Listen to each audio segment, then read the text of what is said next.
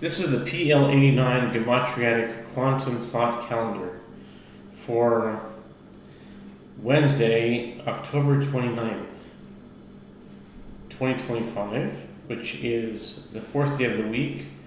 The Hebrew date is the seventh day of Cheshvan. Seventh day of Cheshvan, or some people call it Mar Cheshvan, of the year 5786. We're still feeling, for at least I am, the newness of this year, getting into the 5786 year and the energy of it.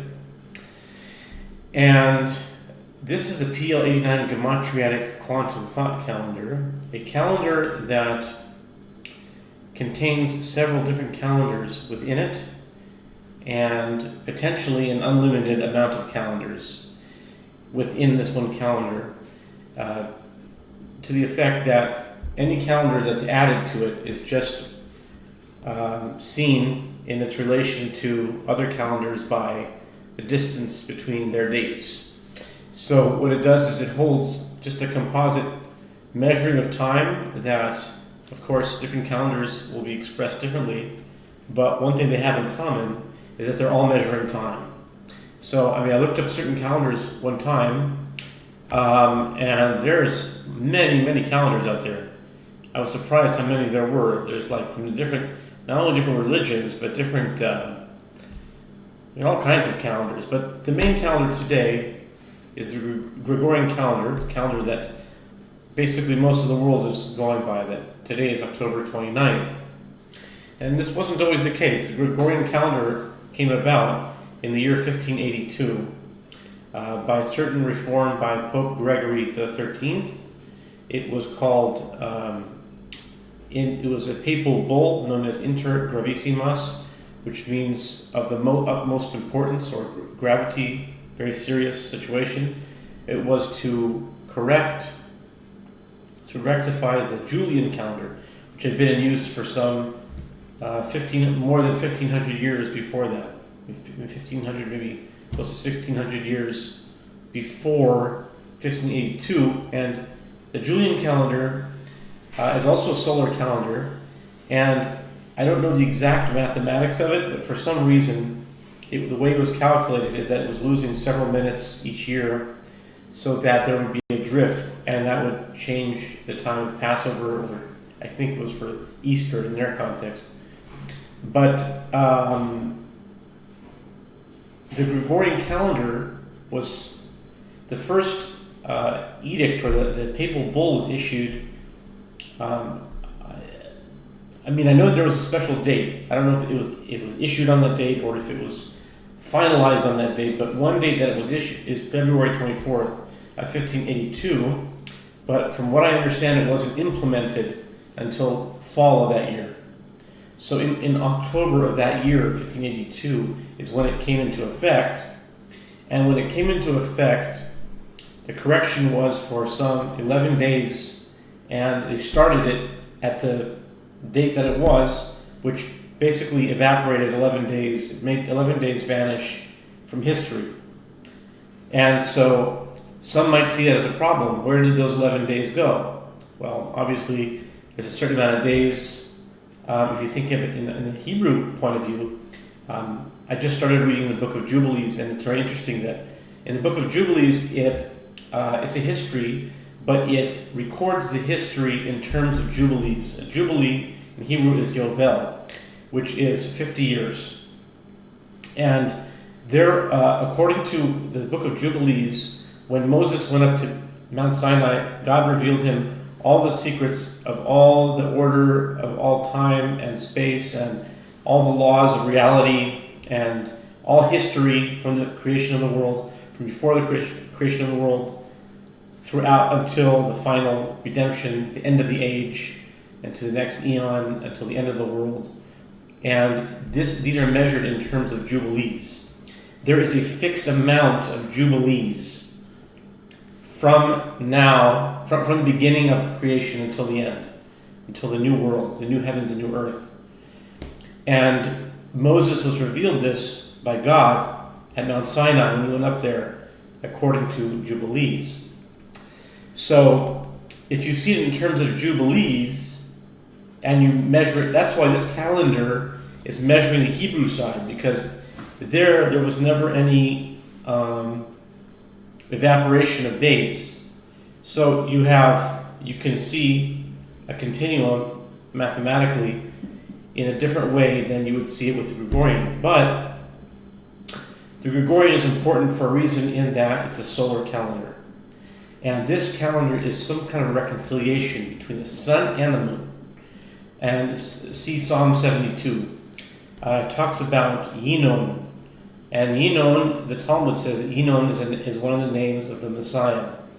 And it says, before the sun and the moon, Yinon is his name. Before the sun and the moon, there is a rectification that needs to happen between the sun and the moon, which have implications, greater implications than just these two celestial bodies. It's not just the sun and the moon.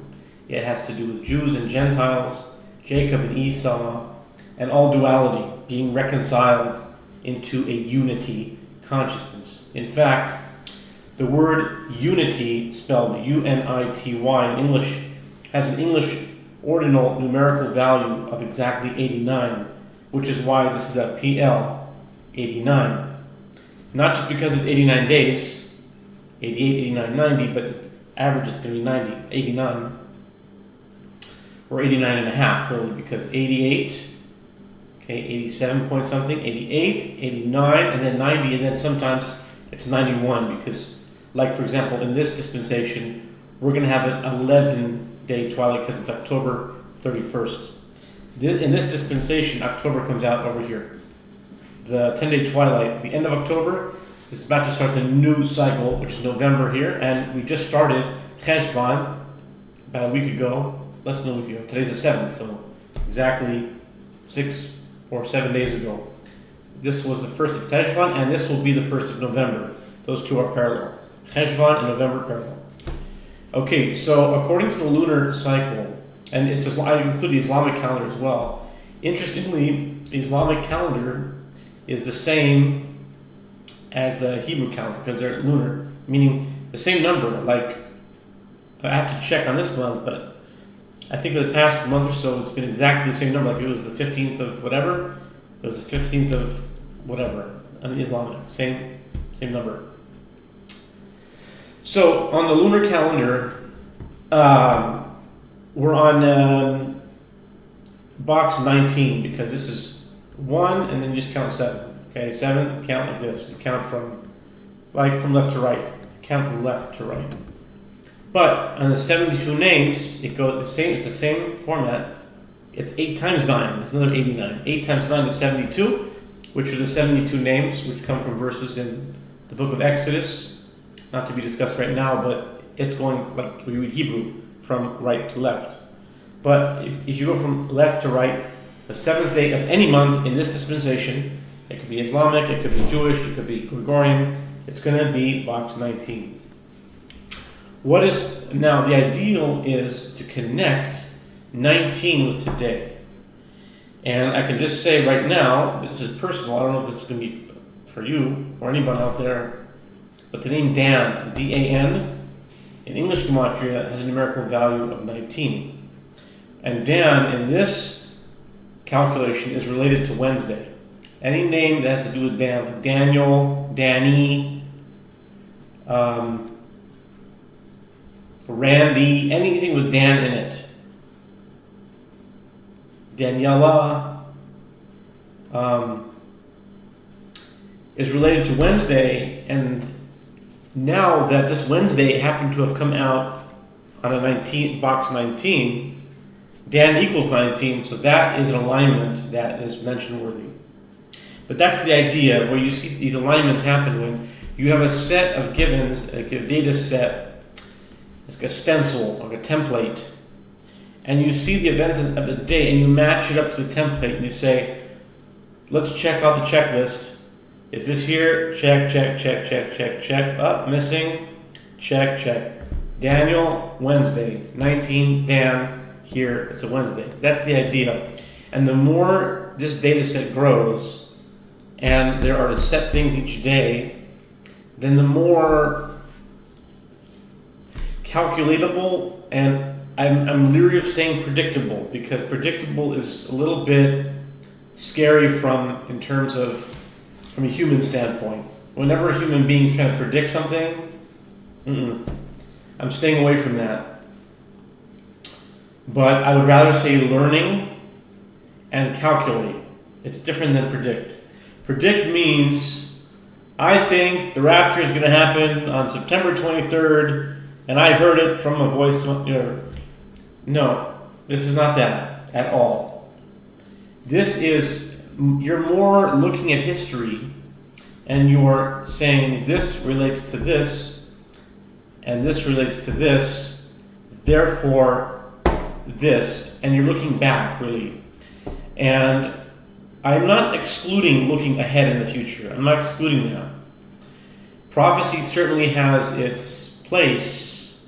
The Bible has its place in that we should learn it for the future. And sometimes prophecies don't happen exactly the way we think they're going to happen. And then that's based on interpretation. So this is basically a mechanism, a technology or methodology for gathering data and data processing and coming up with the best possible set of givens, and looking back the future to understand it, but also to connect things and to develop interesting explanations of things. That is what this is for. And again, I'll say this because it's important that it's not excluding prediction. I'm not limiting it from being a predictive thing, but I'm coming to it with a big degree of caution because of all this malarkey that's out there today. This is about finding truth and proving it mathematically. That's what this is about. If this is this and this is this, then why is this not this? If you can answer the why it is that and give a reasonable answer, let's talk. If not, then let's not talk. If you want to talk numbers, so far I haven't found people who have been willing to discuss truth claims on a mathematical level. It's very interesting. Everyone just disappears. When it comes to talking about biblical claims mathematically, it's just not something that people want to do. But I guess I'm in the game until maybe at some point down the road, some people will. At any rate, back to the point here, 19 is banned. 19 is also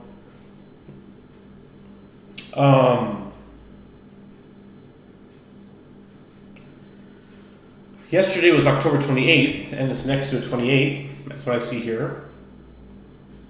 Remember, one of the rules are that the next box over is connected to this box. So 19 is part of 28, 11 is part of 19, etc. Now, on the Gregorian calendar, we're October 29th, and like I said, like I briefly touched on before, October 9th is, the 29th is in this invisible, what's known as the 10-day twilight. In this season, it's the 11-day twilight. But this 10-day twilight period, it's a period when you've gone through 80 days, and now you're waiting in your kind of twilight zone. You're kind of waiting to move into the next season, the next count, which we start from here again. So it's like 90 days, but this is 80 days, and another 89 again. See, 80 and then 90. See,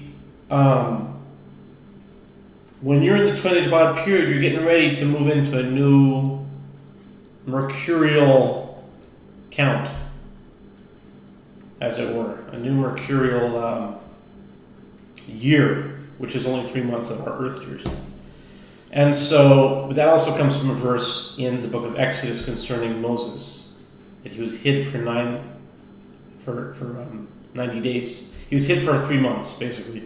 The words in the verse are Shlosha Yirachim, Atitzpenehu Shlosha Yirachim. And his mother hid him for 3 months. because of the edict to kill the baby boys in Egypt.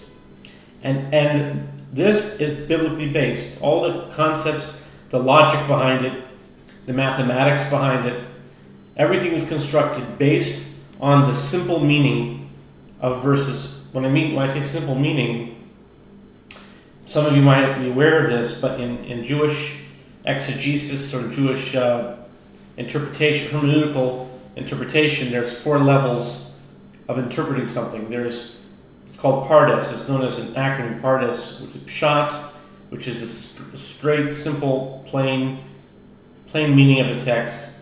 Remez is a hint. Drosh is a homily. Sometimes words that sound like other words, or and other things like that. Different explanations of interpretations of words, and that goes a little deeper. And the deepest level is Sod, which is the esoteric, the secret meaning of it, and that is not what I mean. I'm not limiting it to that, but this calendar, since it's mathematical, it's used as logic.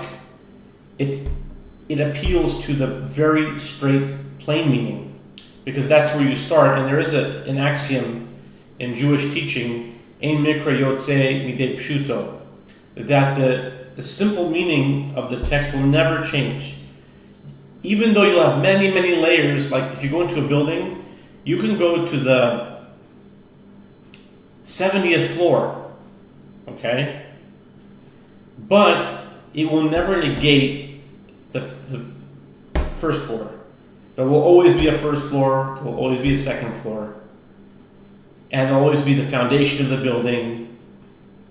And if you want to go to the 70th floor and go on the roof and parachute off the roof, you can do that. I wouldn't advise it, but I might just go up to the 70th level and that's it. But anyway, I've seen people jump off a building and parachute off a building. And you can do that, but you will never, ever remove the first layer, the first story of the building.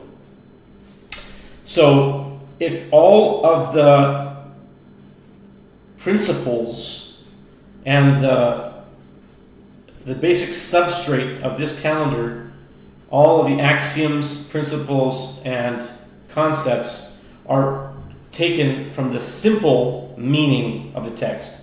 So if the text says that after the sabbatical year in Exodus 25 verse 20, that it will God will increase for 6th, 7th, and 8th year, 8 and 9.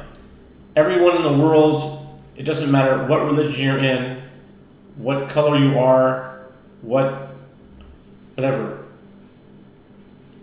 It doesn't make a difference. Whatever you are, everyone knows what 8 and 9 is. That's why it's based on 8 and 9. If you know how to count, you could be Chinese, you could be African, Indonesian, Hebrew, Israeli, Russian, Greek, Scandinavian. It doesn't make a difference. Everybody knows what 8 and 9 is. So that's basically the idea. And there are a lot of rules that are they're all based on verses of the Bible. So, for example, when it says this time period is 3 months, it says it in the verse in Exodus chapter 2, in the early verses there, 1 or 2 or something. It says she hid him for 3 months. Everybody knows what 3 months are. A month is about 30 days. It's lunar, it's about there, it's solar, it's always about 30 days. And this thing is, so there's no ambiguity there. There's no ambiguity. So I think that's all pretty much I have. Oh, okay, there's one more thing. The rule of 40 is based on verses also. It's based on Goel. The word Goel has a numerical value of 40. It's simple. Regular Hebrew gematria is Gimel is 3, Vav is 6, Aleph is 1, and Lamed is 30. That's 40. So 3, and 6 is 9. 1 is 10. 10 and 30 is 40. So 40 is a fundamental number, and it's based in this calendar. It's two 40s, but it also comes into play with the line of reset or the line of demarcation. This might be a lot of information, so maybe I'll pick it up next time. This is good for now, I think. Stop it right here.